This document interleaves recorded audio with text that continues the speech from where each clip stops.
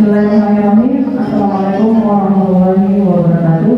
Waalaikumsalam warahmatullahi wabarakatuh. Kegiatan selanjutnya akan dilanjutkan oleh narasumber kedua, Ibu Siti Fatimah Wahab SPDGR, di mana beliau akan berbagi praktik baik dengan tema disiplin positif.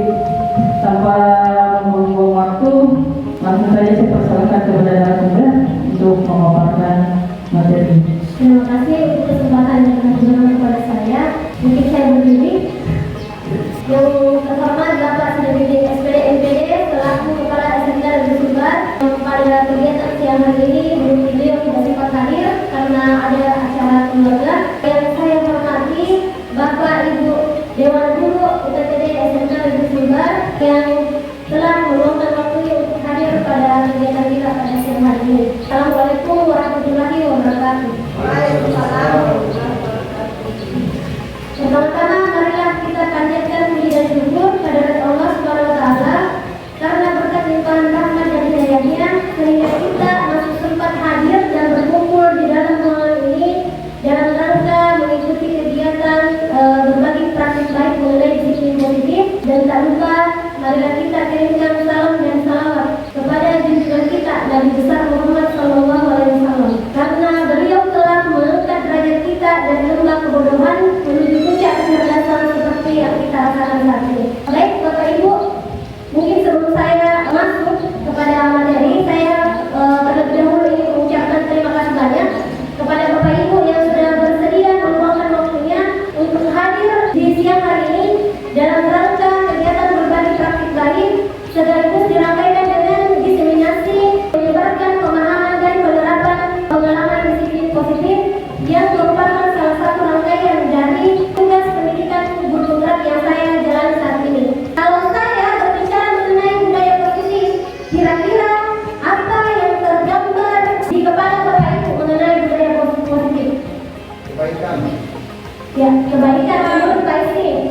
Nah, pertanyaan selanjutnya, apakah budaya positif itu harus kita terapkan di sekolah kita?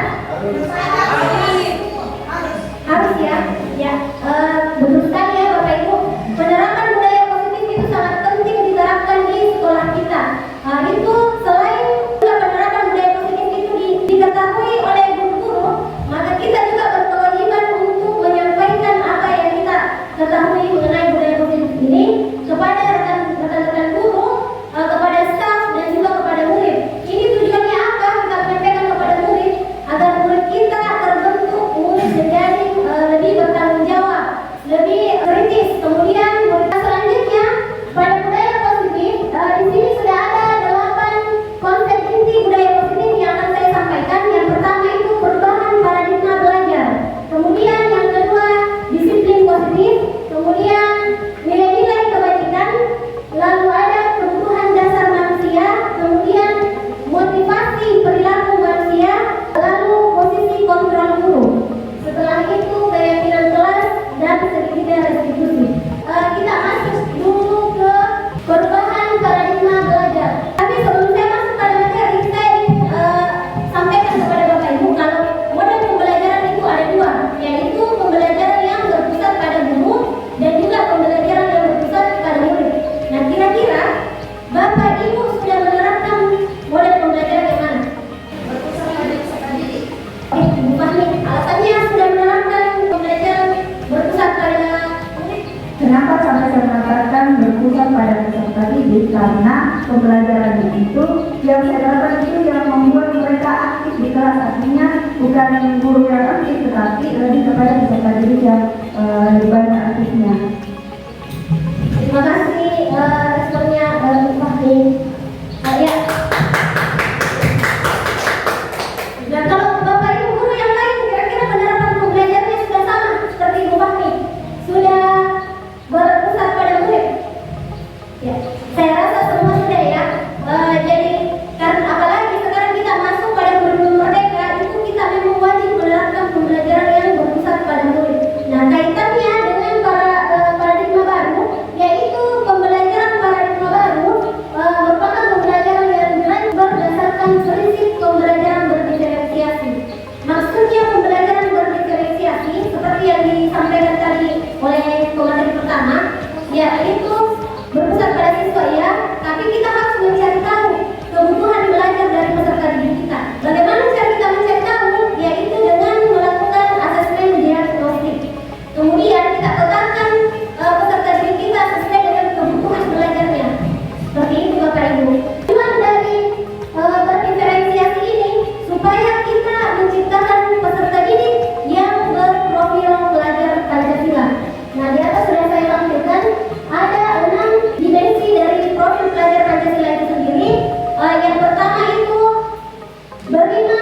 bertakwa kepada Tuhan Yang Maha Esa dan berakhlak mulia.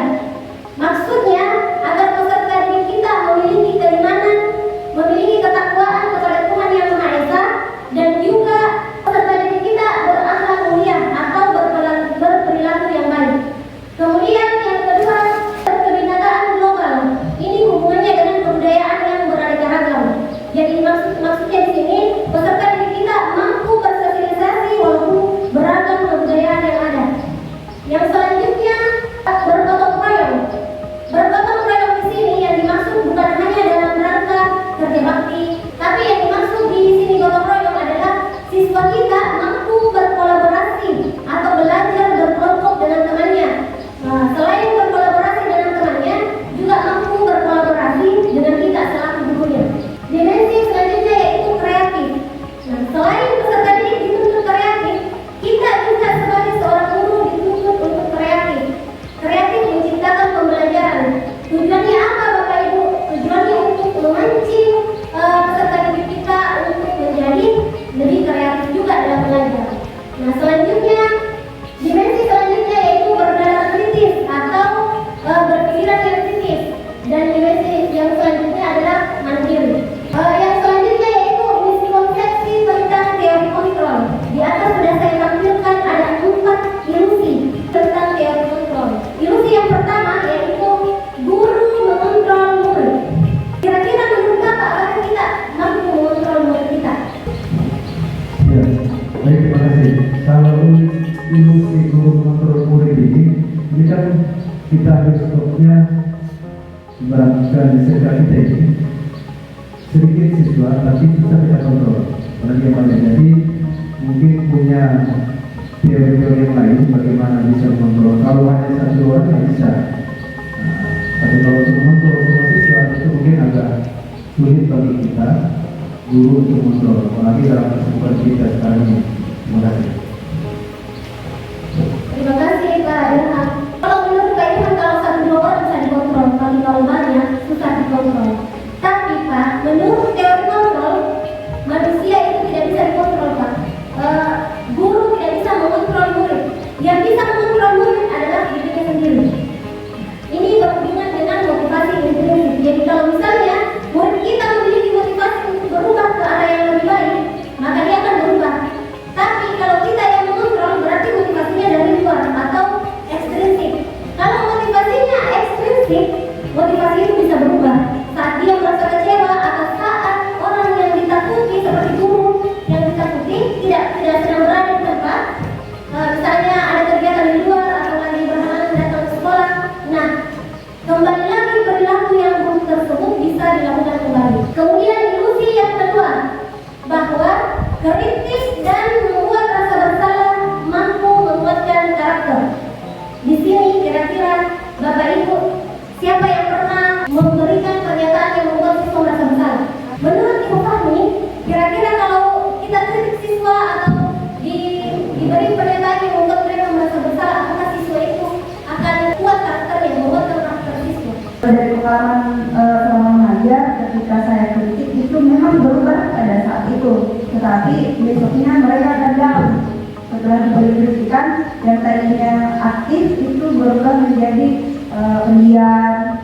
Tepat sekali apa yang disampaikan oleh Ibu Fahmi.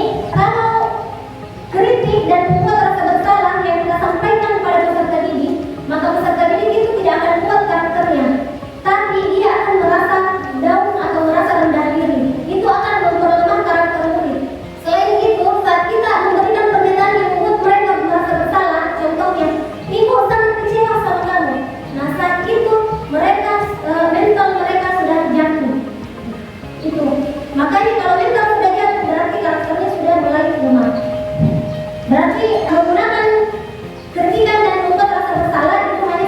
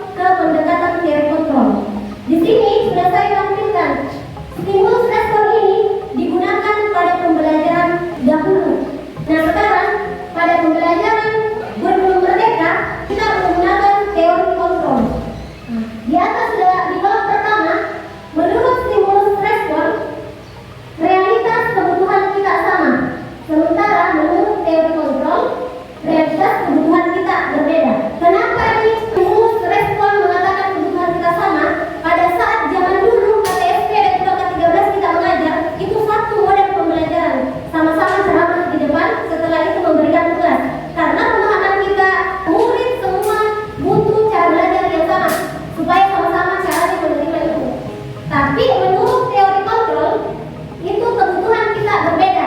Kebutuhan belajar peserta didik kita itu berbeda. Makanya sekarang itu kita menggunakan teori kontrol. Kemudian pada kolom kedua, semua orang melihat hal yang sama.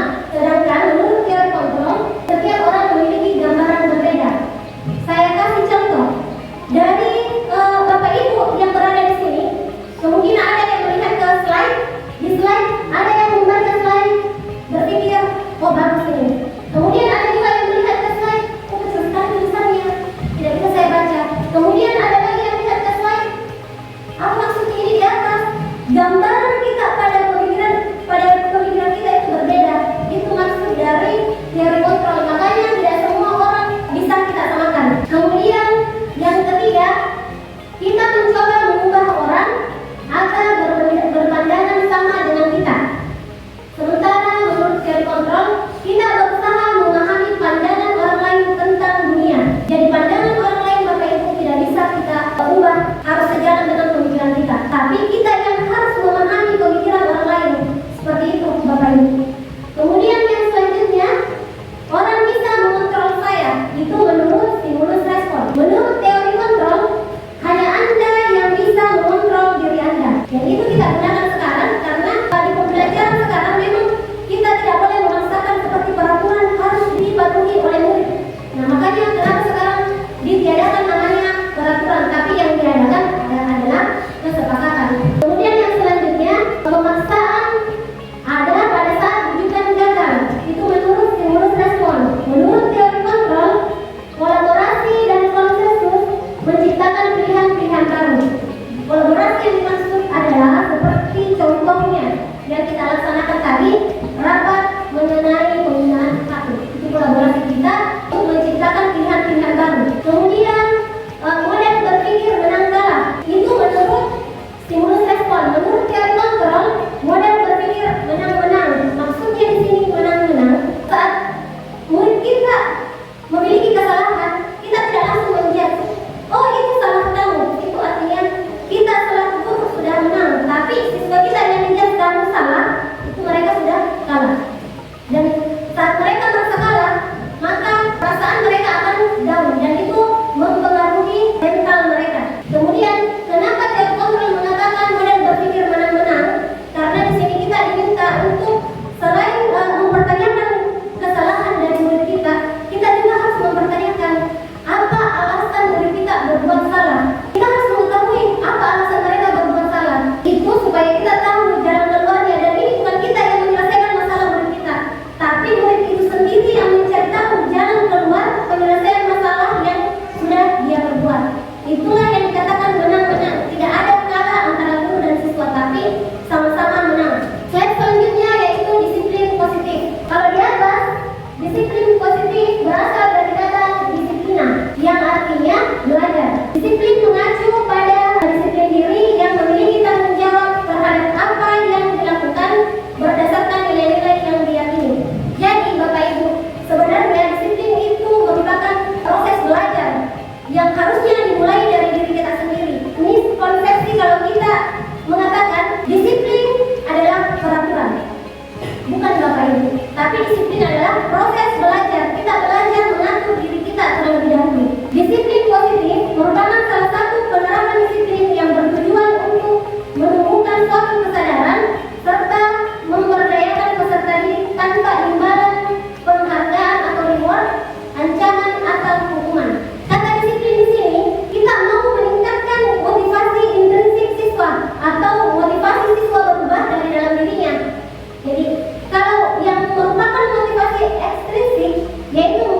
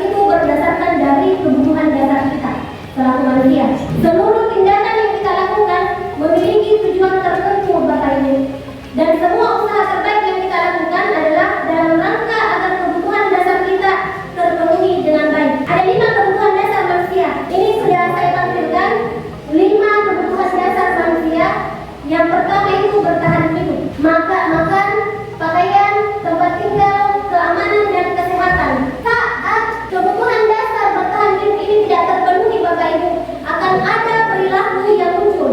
Contohnya, saat kita mengajar, ini sering sekali terjadi saat kita mengajar, siswa mau minta izin ke WC. Saat dia keluar, bukan ke WC, tapi ke kantin. Ke kantin untuk apa? Sarapan, makan. Karena kenapa? Karena kebutuhan dasar yang pertama bertahan hidup itu tidak terpenuhi. Mereka tidak sarapan dari rumah. Dan di sini kita harus memaklumi Bapak Ibu, bukan langsung menjudge. Kemudian kebutuhan kasih sayang dan rasa diterima. Rasa diterima, diberikan, berbagi, kerjasama menjadi bagian dalam kelompok. Saat kita pembelajaran biasanya berkolaborasi, kita bagi kelompok ada dalam satu kelompok yang selalu merasa dirinya tidak diterima dalam kelompok. Insecure. Nah, saat mereka merasa seperti itu, maka akan ada perilaku yang mereka lakukan untuk menarik perhatian gurunya. Seperti misalnya mengganggu temannya yang sedang serius. Dan itu biasanya saat ada teman yang sudah serius, temannya belajar, kemudian ada siswa yang mengganggu, biasanya kita mencari siapa? Yang kita biasa adalah yang mengganggu. Kamu sudah ini, sudah itu, tapi masih berkelakuan seperti ini. Tapi kelakuanmu masih mengganggu, tidak serius belajar. Kamu keluar. Itu sudah menjudge. Padahal kita tidak tahu ada kebutuhan dasarnya yang tidak terpenuhi, yaitu kasih sayang dan rasa diterima di dalam kelas. Kemudian kebutuhan dasar yang ketiga yaitu penguasaan, harga diri, keinginan untuk dianggap, memimpin, berprestasi, diakui, didengar. Saya kasih contoh, ada siswa yang berprestasi di sekolah, kemudian ada murid yang berprestasi, yang rendah prestasinya di sekolah. Biasanya dia dibully, bodoh, tidak benar ini, pokoknya dibully sama temannya. Kemudian apa yang kita katakan sama anak yang membuli? Kamu nakal. Itu kita menjudge dia nakal. Padahal ada kebutuhan dasar yang dia harapkan, yaitu ingin dianggap, kemudian merasa berprestasi. Itu yang kebutuhan dasar yang dia miliki, yang tidak kita berikan, yang kita tidak apresiasi. Walaupun itu dengan sekedar ucapan, selamat nak atas prestasimu, selamat nak. Seandainya kita berikan apresiasi, sekedar ucapan selamat, mungkin itu tidak akan dilakukan. Kemudian kebutuhan dasar yang keempat, kebebasan, Bapak Ibu. Di sini mandiri, memiliki pilihan, mencoba hal baru.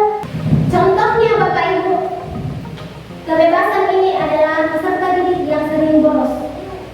Apa yang dia harapkan? Kebutuhan dasar bukan yang dia harapkan. Kebutuhan dasar yang tidak terpenuhi pada dirinya itu yaitu kebebasan. Mungkin saat dia di rumah, dia tidak bisa bebas. Mungkin ada pekerjaan yang dibebankan kepada dia, sehingga saat dia di sekolah, dia membebaskan dirinya dengan cara bolos. Kemudian kebutuhan dasar yang kelima yaitu kesenangan, beriman, humor, antusiasme dan tertawa. Nah, dan ini sering saya temui di kelas 10 AP. Saat kita mulai belajar, ruangan sudah riuh, saling cerita, saling tertawa. Andai kata saya belum mengikuti pendidikan ini, belum dapat materi ini, mungkin saya sudah suruh keluar satu-satu siswa saya itu. Tapi ternyata kita sudah tahu ada kebutuhan mendasar yang tidak terpenuhi terhadap anak tersebut, yaitu kesenangannya. Dia kurang senang, kemungkinan di luar dia kurang happy, atau di rumahnya ada masalah dengan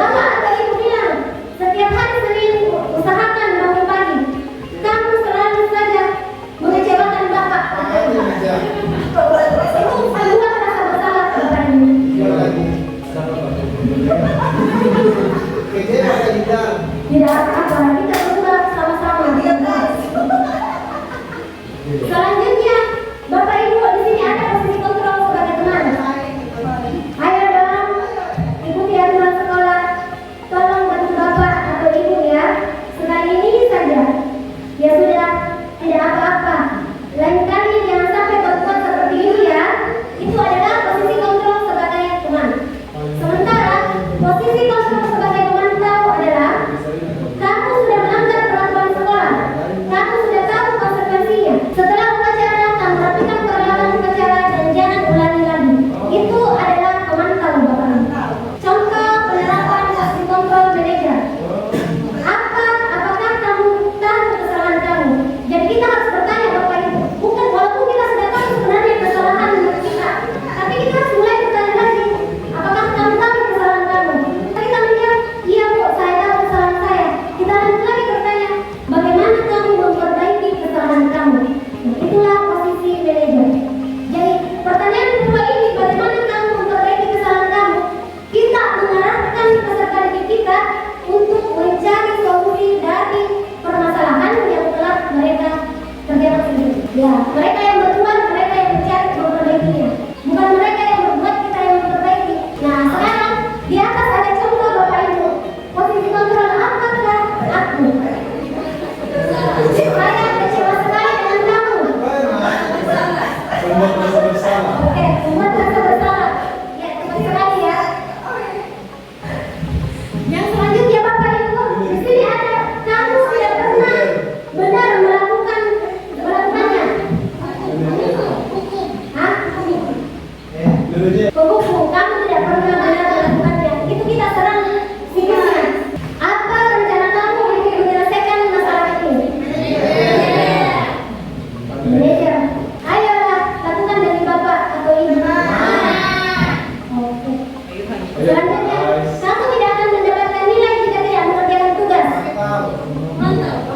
Ini pemantau. Tepat sekali ya. Ini pemantau.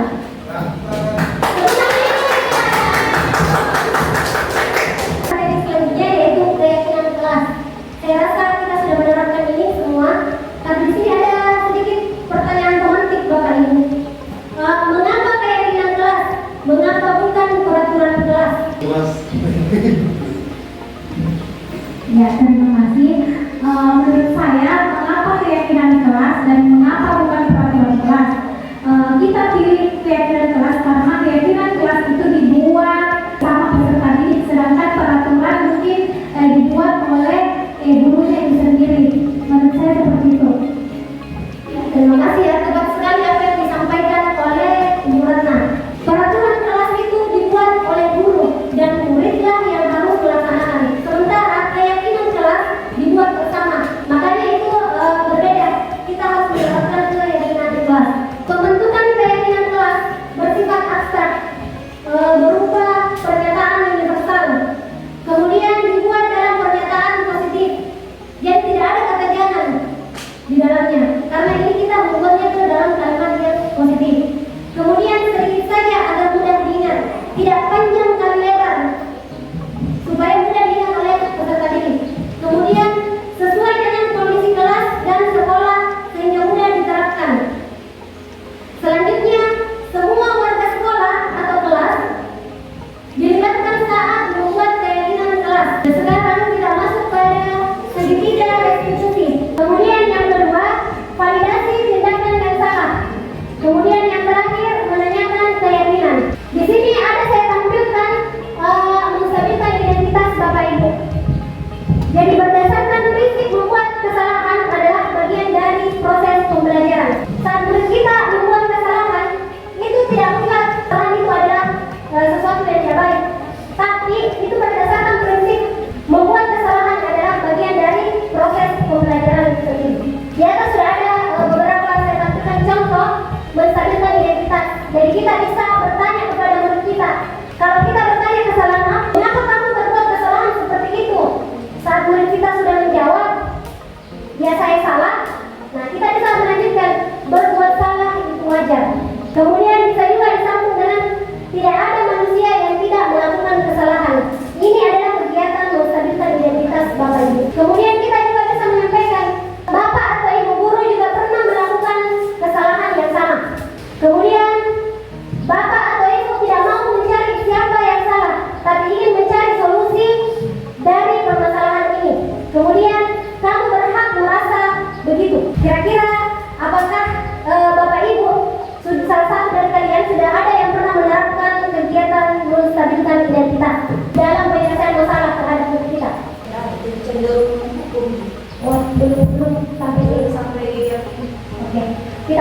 Bapak Ibu.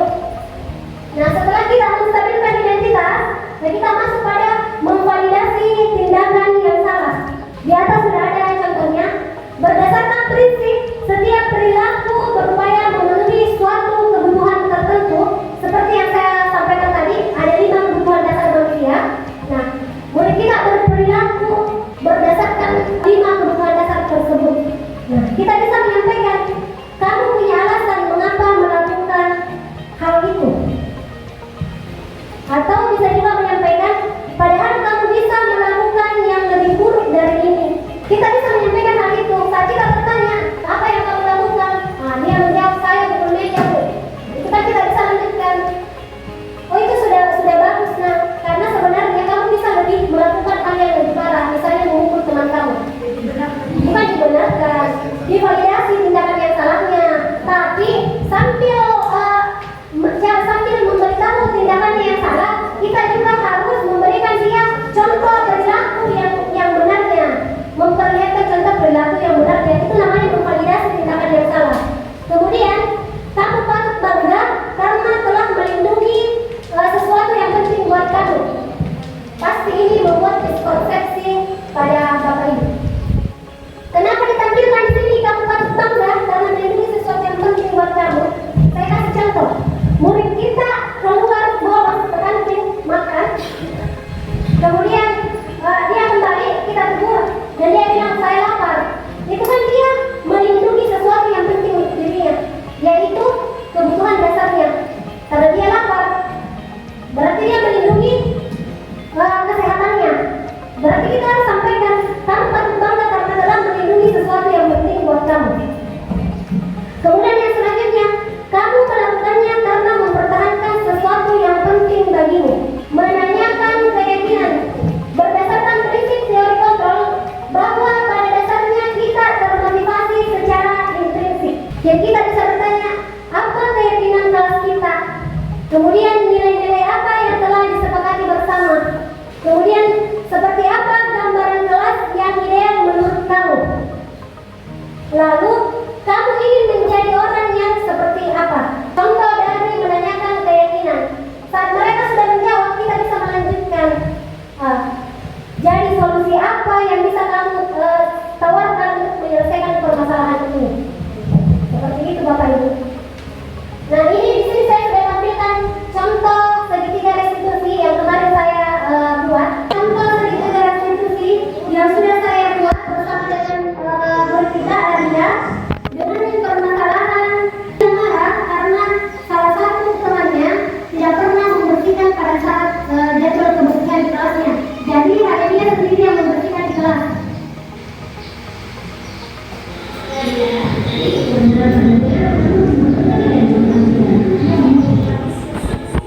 Oke, penutup. Dalam penerapan program disiplin positif, hendaknya guru memiliki standar kepribadian, Bapak Ibu. Profesional dan sosial yang baik, di mana guru mampu merefleksi dirinya dalam posisi kontrol saat ini. Bagaimana dalam dirinya sebagai among atau manajer yang menuntut murid-muridnya menjadi insan yang mandiri, merdeka dan bertanggung jawab. Itu standar nasional pendidikan dan menurut filosofi pendidikan Ki Hajar Dewantara. Ya, terima kasih atas perhatian Bapak Ibu. Saya kembalikan kepada Jadi itu tadi pengalaman materi dari Ibu Fatima mengenai menyebarkan pemahaman dan penerapan pengalaman budaya positif. Mungkin Bapak Ibu kalau ada yang ingin bertanya. Terima kasih atas kesempatan yang diberikan kepada saya. Ini sangat baik buat kita sebagai tenaga pendidik bagaimana menerapkan budaya positif di kelas kita. Nah, pertanyaan dari saya adalah mengenai motivasi intrinsik tersebut, karena kita cenderung memberikan motivasi itu bersifat ekstrinsik. Jadi bagaimana membuat mereka sadar akan kesalahan mereka. Seperti itu, artinya bagaimana memotivasi secara intrinsik itu. Mungkin ada dari Bapak Ibu yang bisa bantu saya. Terima kasih atas kesempatan yang diberikan. Mungkin saya sedikit menjawab. Mungkin kalau unsur intrinsik bagi saya ya dari dalam itu tidak serta merta bisa langsung dikasih masuk, harus ada sedikit unsur ekstrinsipnya dalam, tapi dalam prosesnya motivasi intrinsik itu bisa berjalan dengan sendirinya. Ya, terima kasih atas bantuan jawaban dari Pak Rizky. Kata beliau, kalau untuk mencapai motivasi intrinsik, maka kita harus memulainya dengan motivasi ekstrinsik.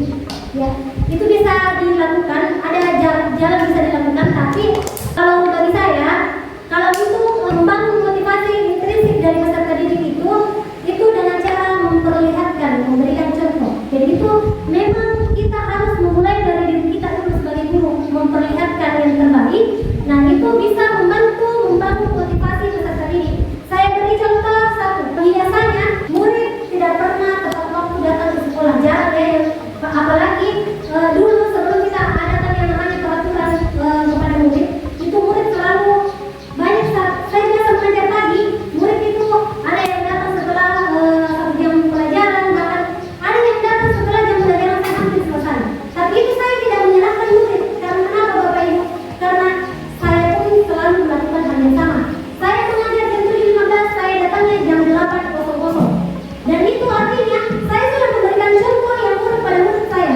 Dan itu kemudian yang kedua, contoh kedua, dulu saat saya masuk mengajar, saya punya sendal kodok yang tertutup di depan, saya anggap itu sudah menggunakan sepatu. Jadi saat saya masuk di kelas mengajar, saya menggunakan sendal. Ternyata Bapak Ibu, murid-murid saya begitu. Setiap kali saya masuk mengajar, kenapa pakai sendal? Sakit kakiku, basah sepatuku, macam-macam alasannya. Dan saya tidak bisa mengontrol apa itu benar-benar. Karena kenapa? Karena saya ada contohnya. Saya juga pakai sendal. Jadi saya diamkan. Berarti motivasi intrinsik itu harus dimulai dari yang menjadi anunya, yang menjadi pemicu contohnya, seperti kita dulu ya, yang menjadi pusat perhatiannya. Jadi sekarang setelah saya mengikuti pendidikan guru penggerak, saya tidak pernah masuk di kelas menggunakan sendal. Saya pasti menggunakan sepatu. Karena kenapa? Saya merasa saya harus jadi contoh untuk murid saya. Dan perubahan itu harus dimulai dari diri saya, Bapak Ibu. Yang kedua, saya dulu saat mengajar, saya masuk pasti jam 8. Dengan alasan saya kasih murid saya kesempatan ganti baju pertama. Yang kedua, saya kasih murid saya kesempatan untuk sarapan kedua. Nah sekarang saya masuk, ya walaupun masih ada peraturan 5 menit, tapi saya sudah berusaha masuk sesuai dengan jam saya. Kenapa? Saya sudah tidak mau beralasan saya mau kasih murid saya kesempatan sarapan, karena kita bisa kok sambil mengajar. Ada murid yang izin sarapan, tidak masalah, silahkan keluar sarapan setelah itu gantian, tapi jangan satu kelas langsung membawa sarapan semua. Jadi begitu menurut saya cara untuk membangun motivasi intrinsik dari dalam diri siswa. Itu harus dimulai dulu dari orang yang selalu menjadi perhatiannya, pusat perhatiannya, karena murid itu meniru, dan bisa cenderung meniru. Seperti itu Bapak Ibu. Oke, saya kembalikan kepada Oke, baik. Jadi materi yang disampaikan hari ini oleh narasumber yang kedua sangat menarik dan itu pun sudah kita sampaikan sebenarnya mengenai budaya disiplin positif. Dan untuk semua peserta yang hadir, terima kasih banyak dan terima kasih juga sama panitia yang sudah berkontribusi selama kegiatan ini berlangsung. Dan kami juga sebagai panitia di sini memohon maaf jika masih ada kekurangan maupun kesalahan selama kegiatan ini berlangsung. Akhir kata, wabillahi taufiq wal hidayah, wassalamualaikum warahmatullahi wabarakatuh. Waalaikumsalam warahmatullahi wabarakatuh.